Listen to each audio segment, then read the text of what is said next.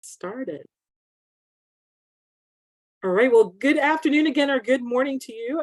My name is Raquel Reddy, the Managing Director of Community Development here at NCST. It is my pleasure to have you join our May Community Impact Briefing. So thanks so much for coming on. Today we have a wonderful sort of speaker and agenda. We are excited to be talking to you about the shared equity approach to raising homeownership rates for BIPOC households. And I'm going to do a quick introduction, and then we'll continue with our speaker introduction in just a few minutes. But first, you probably do see a couple new faces here. I do want to introduce Elizabeth Coates. Elizabeth, you can wave a little, and then we'll get you to talk. But Elizabeth has joined the NCST team as our new director of the Homeownership Alliance. Elizabeth comes to NCST from the National NeighborWorks Association, where she was the association's first director of policy and advocacy. It's a trade association that represents NeighborWorks organizations in all 50 states, Puerto Rico, and the District of Columbia. Before joining NNA, Elizabeth worked as a staff member on the U.S. Senate Appropriations Subcommittee on Transportation, Housing, and Urban Development, specializing in federal budget process, affordable housing, homeless assistance, and community development issues. Elizabeth holds a master's degree in social work from the Brown School at Washington University in St. Louis, where she developed a passion for political advocacy informed by local communities' needs. We are so delighted to have Elizabeth with us, and I'm going to let her maybe share a little bit more about the work that she's doing with the Homeownership Alliance. So Elizabeth, you can take it away. Thanks so much, Raquel. Hi, everyone. As Raquel said, my name is Elizabeth Coates. I'm the newest addition to the NCST team as the first director of the Homeownership Alliance. The Homeownership Alliance is a group of like-minded and like-missioned nonprofit organizations from across the country.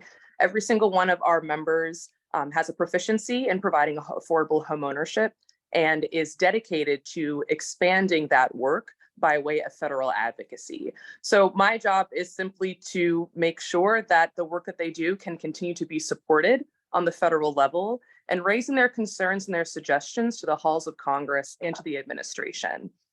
One of my members are here today, Champlain Housing Trust, and so I'll move into my introduction to Michael Monte and Julie Curtin. Michael Monte is the CEO of Champlain Housing Trust. They are a community land trust located in Burlington, Vermont. I've had such a pleasure to learn a lot about their programs, not only through my current role as the director of Homeownership Alliance, but they are also a NeighborWorks chartered member. So during my time at the NNA, I've had the pleasure to advocate alongside them. And I also was able to learn a lot about their work during my time at the Senate as well. So Michael has been a mentor to me. I've learned a lot from his work on the ground, and I'm so excited to continue our journey in, expanding homeownership opportunities. And I get to sort of learn from him and from his team. So they are going to share with us some innovative work on the Homeownership Equity Program that Champlain Housing Trust has developed. Julie Curtin, she is also going to provide some information to us as she serves as the director of the Homeownership Center. So without further ado, Michael Monte and Julie Curtin, take it away. Thanks so much for that. Nice introduction, Elizabeth. I appreciate it. Let's just make sure we got this right. I'm hoping that you all can see the presentation now. Is that a yes? Excellent. That's a yes. Thank you. Good. So I am Michael Monte. I'm the CEO of Champlain Housing Trust in Burlington, Vermont. I'm joined today by Julie Curtin, the director of Homeownership Center. Today we'll share the details of our relatively new Homeownership Equity Program that we launched last fall. This program is specifically established to assist low and moderate income Black, Indigenous, and people of color households in the purchase of a home. The Champlain Housing Trust is a community land trust, and this is basically, we support the people of Northwest Vermont principally, but we do run programs throughout the state of Vermont. As you could see, I think I'm getting this correct. We serve 3 Northwest counties, 2,600 apartments, 673 shared equity homes. We do commercial spaces, mostly community facilities, loan programs, decent level of assets of 150 people strong. We are best place to work in Vermont. And we really run the gamut from homelessness to home ownership and do everything in between, LIHTC, as well as group homes and co-ops and everything else.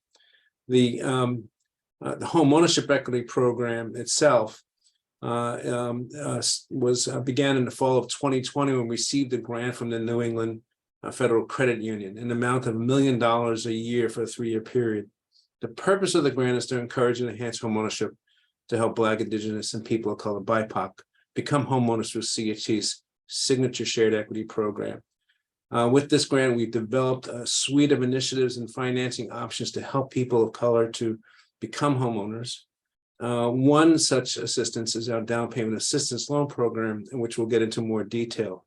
I'm going to discuss a little bit some of the regulatory issues and how we establish a special purpose credit program that allows us to offer a loan product specifically for BIPOC buyers in more detail in a minute. But let me also say that in contrast to this history, Community Land Trust, CHT, have had dedicated to building wealth and housing for communities of color since the beginning of the civil rights movement. And in 1969, a group including Congressman John Lewis and Charles and Shirley Sherrod helped secure economic security for African-American families to the creation of new communities in Albany, Georgia. There's a 22-minute documentary, which I'll guide people through, which is very moving, called The Arc of Justice. And it is on our website, at least in terms of the where to find it if you want to come look at that. But that is the roots of who CHT is. And the other part of what is important in terms of who we are is that we value permanent affordability. Because our homeownership equity program is connected to our shared equity model, I want to take a moment just to explain what we mean by shared equity.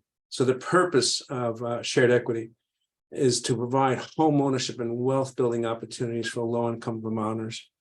Through this program, CHG lowers the price of a home by bringing in various funds and grants, which lowers the amount that is needed to be borrowed. In exchange, Champlain Housing Trust and our buyers agreed together to preserve affordability forever by sharing a portion of the home's appreciation at resale. Currently, we have about 673s in that portfolio, the shared equity program. We've helped nearly 1,300 households become homeowners and build wealth. The homeowners build on an average $25,000 in equity, but they also, based upon our analysis, are able to, over many years, save about $400 or $500 a month from renting. A shared equity home right now in Burlington, Vermont, is less expensive than renting. And so we move people into homeownership. People are able to build wealth, not only through the savings of rent, but also in terms of their own payment and reduction in principal. Let me go then through the homeownership equity program itself, and it's modeled after the Black Homeownership Collaboration, the national campaign that create 3 million net new Black homeowners by 2030. So I'll describe the program and how the NEFQ grant supports it. There are principally 6 components. First is marketing and outreach. And we've strengthened sort of our outreach to a range of organizations and actually are providing grant support to those organizations to give us assistance and access to populations of folks that we don't typically have or are more difficult to sort of reach. And so we're working through a variety of organizations, African-American based. Burlington, Vermont itself has a fairly rich new Americans, recent immigrants to the Chittenden County and to Burlington. And as a result, there's large populations of folks from Africa, Asia, and the Middle East as well. So we're working through a lot of refugee organizations in that context. Now, home buying, counseling, and education, a financial counseling program now really does a range of new programs as a result of this initiative. And we're doing it in many different languages, and Nepali, Arabic, French, Kurundi and a few others are all a part of the programs in the that we're doing now as part of our counseling and education. Another part of what we're doing is working with credit unions on establishing Sharia law lending, and we're still working through that, and that is part of the credit and lending part of this particular program. In terms of advocacy, we now have, we have large numbers of folks who need to be able to deal with their credit ratings and a range of other issues, and we continue to look for ways to ensure that people are, in fact, as housing sustainability. Let me go back here. That we have about 100 BIPOC homeowners now that we support, and we are providing them with assistance to home repairs on their existing shared equity programs. And in terms of advocacy, we continue to work with public policymakers to change laws to remove the systemic barriers that have historically prevented access to home ownership. I'll go into our down payment assistance program now, and essentially we are providing the down payment assistance to shared equity home buyers who are BIPOC, and what we essentially are doing is increasing the value of equity that we're bringing to a new shared equity home. Many first-time home buyers rely on support from family members to cover the cost of buying a home, an option that is disproportionately unavailable to BIPOC buyers. Therefore, this particular resource is really needed. It's an additional $25,000 forgivable loan that can be used to cover closing costs such as down payment assistance, and it is forgivable over a 3-year period.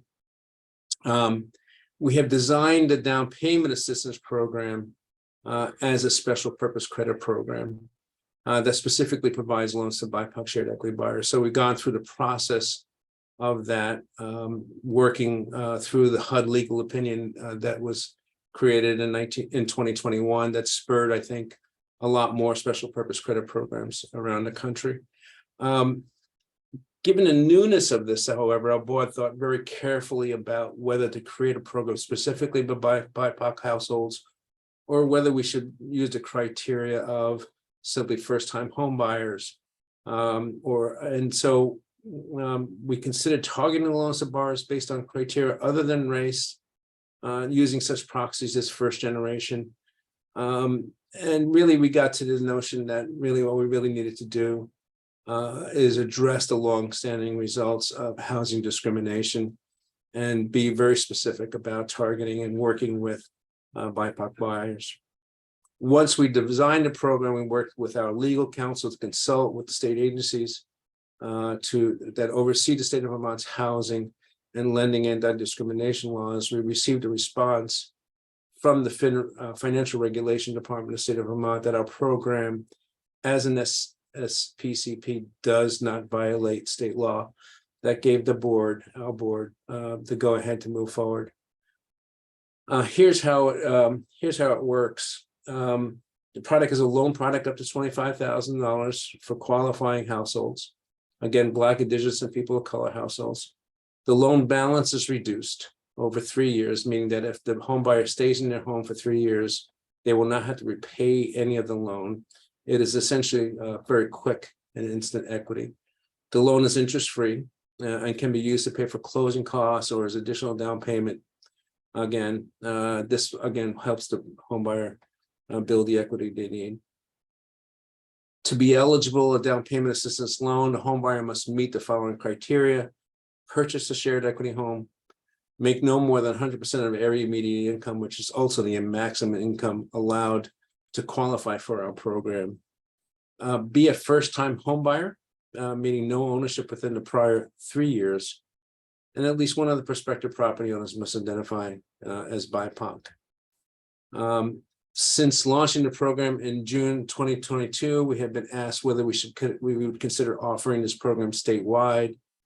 For now, these loans are only available in Chittenden, Franklin, Grand Isle County, but we are working on looking at how we can expand the program to the other homeownership centers in the state of Vermont. Julie, you want to talk about some of the results here? I'd be happy to. Thank you, Michael. We are coming up on our 1-year anniversary, sort of hard to believe. We launched the program on June 15th of 2022. And it's really exciting to see the impact that this is having on people's ability to buy a home. So we just wanted to report out some of our numbers and some of the data that we've been able to collect on the impact over the first year of the program.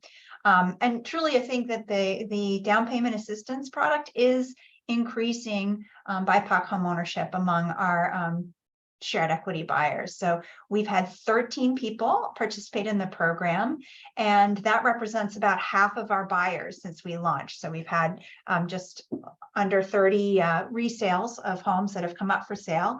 So we're seeing, and you can see here, over the last 3 years, it's practically doubled our rate of purchases by households of color. So in 2021, 14% of our buyers identified as BIPOC, FY22, 19%. And then in this time period, since launching the program, we're at about 41% of our buyers identify as BIPOC. We're also really interested to see sort of who are the folks that are taking advantage of the program in terms of household size and what sort of housing they're interested in buying. And we really are able to serve a wide range of family sizes.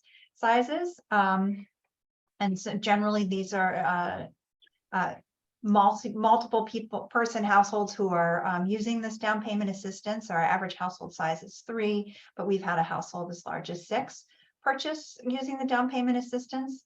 And we're also seeing a wide range of housing types that people are interested in buying: condominiums, single family homes, and duplexes. Given the cost of housing, we have more, we're able to offer more condominiums and single family homes, and many of our new American buyers have larger households. So it is encouraging to see the data that we are able to serve some of those larger households, even though our portfolio doesn't have as many single family or larger homes. And then finally, how does this program create wealth is a key question that we've been asking ourselves. And really,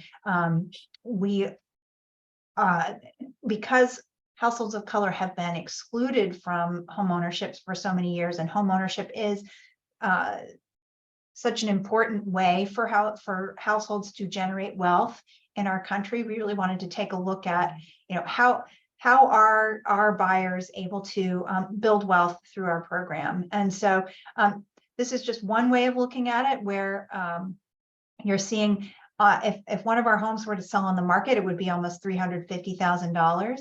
However, because of the regular subsidies that we bring to the home through the shared equity program, we're able to sell it at a purchase price closer to $170,000. So we've got $178,000 of subsidy in the home. And then with our homeownership equity programs, down payment assistance, we're able to help the homeowner get an additional boost of $25,000. So we're investing almost $200,000 per household in making these homes affordable. What these numbers don't necessarily reflect, and we can talk some more about this if people are interested, is how the $25,000 really accelerates the wealth building for a household in our program, which is a shared appreciation program. But suffice to say that the additional down payment assistance not only provides additional equity upon resale, it means a lower housing payment for that household right out the gate. And so they are paying less every month toward their housing costs, which means they have more money that they can use towards savings. So we are excited about the meaningful wealth building benefit that we've been able to provide through the program. Thanks, Julie. And I'd just say this information is also broadly available. If you go to our website, you could sort of see how it works, and you could sort of download the application if you want to just sort of see how that works as well, and use it if you want to in your own organization. We have a handful of questions here. I think I'll just sort of see if I can knock some of these off and then throw some to you, Julie. what is the source of funding for your rehab program? Those are funds available to our existing BIPOC homeowners. Out of the $1 million, we've allocated it to a range of different uses. Much of it is going to the down payment assistance program. Some of it is going in as loans back to forgivable loans to some of the existing BIPOC homeowners. Some of the money will be used to sort of, I think, sort of set up a couple of other new developments that we hope to be very specifically marketing to people of color adjacent to neighborhoods where larger numbers of folks of color would be living. Let me say that I think the number in Burlington in terms of people of color, I think it's like 11%. I don't think, if I'm recalling the number. And so just know that when we sort of hit these numbers of 41%, we're really reaching into the population of folks who are people of color to provide them with opportunities for home ownership. Also, let me just say that when we initiate and start the program, our counseling and education really tries to give people a range of choices and lets them know of all the programs and opportunities that are out there. And then if they want to do home ownership with us, they can come to us and work with us in doing shared equity. We provide, I think, the best pricing and product overall on the market. And I think as a result, do pretty well in terms of providing opportunity and people with access. As I said, our total cost of ownership turns out to be much cheaper than the total cost of what is now the fair market rent in Chittenden County. What is the percentage of your clients that are BIPOC prior to the effort? I think that was one of those slides. I think it's that slide. I think is probably the best illustration of that question. How do you determine buyers of BIPOC, Julie? Sure, yeah, I can talk to that. We do collect demographic information on our shared equity program application. And if somebody in applying for the shared equity program identifies themselves as race other than white, we do then send them information about the down payment assistance. And if the household is interested in applying for the down payment assistance loan product, they just submit a very simple one-page form, essentially certifying to that demographic information. Another question here is, how do borrowers find the homes they purchase on the open market, through relationships with real estate professionals, or through CHT, or some combination? So we have an existing portfolio and a turnover that happens as a result. Typical turnover for us is not unlike any typical other homeowner. They are, people will stay 5, 6, 7 years. So ours is a little longer, but we have about 30 homes for sale every year. So people can come to us and take and see what's available right now in our existing portfolio. We've been decently aggressive about building new homes. And we just stood up 20 condominiums in a small city next to Burlington. And we hope to be able to do that a few times more now over the next handful of years. We wanted Build Back Better to pass. If that would have happened, we would have had an opportunity, I think, to bring in NHIA type monies to help and assist that. And how another question is here, where do we get the resources to reduce the pricing of things? First, our existing portfolio doesn't need any additional funds. It's permanently affordable, so we pass it on to the next generation. So each family builds wealth off of that property. But if we're building new, we bring in resources such as state tax credits. The Vermont Housing Conservation Board as well provides support for shared equity home ownership, and that is an organization set up in the state of Vermont just to do affordable housing and permanently affordable housing. And we have used a new market tax credits recently on one project. We hope to do that again. Those are the principal resources. Some of this funds could be used for development. We have an intention to do that. I would be remiss probably if somebody from NeighborWorks is not on the line, but we have gotten some shared equity funds from NeighborWorks as well with that initiative. I think those are the principal sources of funding that we use to initiate an affordable home into the portfolio of homes that we have available for folks. Yeah, I could just add a lot of our area municipalities have inclusionary zoning, so that is another mechanism. And then we do have some state funds through ARPA, the missing middle program, that we're planning to use.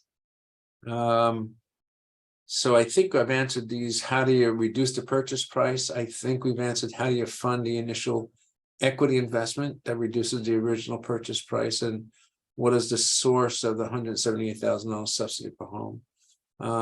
Does this approach allow for private investors to be involved in the equation? So we not private investors, but certainly in the private sector. The last development we did, which was 20 condominiums, actually was a turnkey working with a private developer who has built homes. And so we did do a turnkey with them, and that enabled us to, I think, bring in some both expertise in new construction as well as some opportunities for us to do something. I think that was positive in terms of the pricing of that. I think I've gotten all the. There was a question about how is the forgiveness handled from a taxation standpoint to the homeowner. Okay, you Would got you like that me to- one? You got that one? Sure, yeah. We have structured the note so that essentially the balance declines over that 3-year period, and there's a zero balance at the end of that period. But the forgiveness event we've tied to resale so that if there is a tax liability, the goal would be that it would be handled at that time. Yeah, and we do it 3 years so that somebody just simply can't take some money and just resell immediately, and that's essentially why we have a 3-year period. But it really does sort of come to fruition at the sale and not beforehand. Do you use the federal home program to bridge the gap? In my so in my tenure here, we have not, but I know it is a resource that some CLTs have used, but we have not. Moderators, we've hit the end of our questions and answers. I'll be glad to continue to have, if there are additional questions and answers, I could stop the share if you want to. We could do that as well. And yeah, thanks so much, Michael. And you're so gracious to answer those as you went along. So thank you for that. Let me just check one other area. All right. Well, I think you've done a great job answering all those questions. Even some of my questions were answered in those questions. So this was great. One last call for any questions. If not, we'll go ahead and wrap up that presentation. And by the way, everyone, I put this in the chat, but we will be making the presentation available to you once we have the recording summarized and completed. And it is, again, my pleasure to reintroduce again Elizabeth to have her give us some updates on policy. So Michael and Julie, thank you both very much. Thank you. Yes, thanks so much, Michael and Julie. This is one of the things that I really love about the position that I'm in now, is that I get to learn as much as I possibly can about the different affordable homeownership models that are taking place across the nation. And I'm able to distill those into very compelling talking points for Congress and for the administration to further justify the importance of expanded resources for affordable homeownership. And as Raquel put in the chat, if you have any questions or want to learn any more information about the Homeownership Alliance, our website is there and you can learn about our current members. You can also learn a little bit more about, perhaps if you want to consider becoming a member yourself, if you are a community buyer, if you are a nonprofit and you want to maximize your homeownership, please get in touch with us because I would love to be able to see how we can work together. I've got a few policy updates as a part of my role as the director of the Homeownership Alliance is embarked kind of within the policy team with my colleague, David Hunter, that many of you have seen on these prior calls. We share NCST's policy portfolio together. So I just like to share a few different updates on what we've got so far and happy to take any questions wherever it is that I can fill in the gaps. Firstly, as Michael Monte mentioned earlier, the Neighborhood Homes Investment Act is one of the primary priorities, both for NCST and for Homeownership Alliance members. You'll see in the chat that we've got a link there to the website that NCST manages to be able to display the impact of the Neighborhood Homes Investment Tax Credit. So currently, the Senate has reintroduced the most updated version of the bill in the Senate. Senator Todd Young has replaced Senator Portman as the co-sponsor of the bill. So we have, that is the Republican champion for this legislation. And then Senator Cardin of Maryland, he is staying on as the Democratic sponsor. We're very excited that this remains a bipartisan effort, and that there's really good buzz being generated on this legislation within Congress through various different committees, both the banking committee that covers HUD's jurisdiction, as well as the finance committee that handles all of the revenue raisers or the tax credits. So we are hoping that there is going to be lots of good energy as the year continues on to be able to lead this to passage. As Michael said earlier, this was included in the Build Back Better package, and of course that did not come into fruition. So we're very fortunate that there is still bipartisan support for this to actually move this in a regular order manner. So we would be happy to keep folks updated. If you visit that link, you can fill in a field on how to get further involved with our advocacy efforts. A very exciting update on that website as well is, after lots and lots of work by mine and Raquel's colleague, who does a lot of the data crunching, we have interactive maps that you can see, and you can look down to the congressional level and the census tract to see which areas would be able to benefit from the Neighborhood Homes Investment Act tax credit. This has all been updated with 2020 census data information, as well as the 118th Congress congressional boundaries. It's a huge project. If any of you work in data, you know how much work it is to provide those overlays. So we're very, very grateful to be able to share that with you all. And this is the exact information that Congress members seek when it is that they're looking to say, all right, how will this work in my district? How will this work in my state? So if you are interested and you'd like to do some plugging and playing, I encourage you to take a look at that website and see the great work of one of our colleagues who has been able to update that information. Secondly, I want to talk a little bit about a Homeownership Alliance priority that we have. It's called the HOF, or the Homeownership Finance Fund. So this is a link to our initial proposal that we were able to deliver to the Department of Treasury.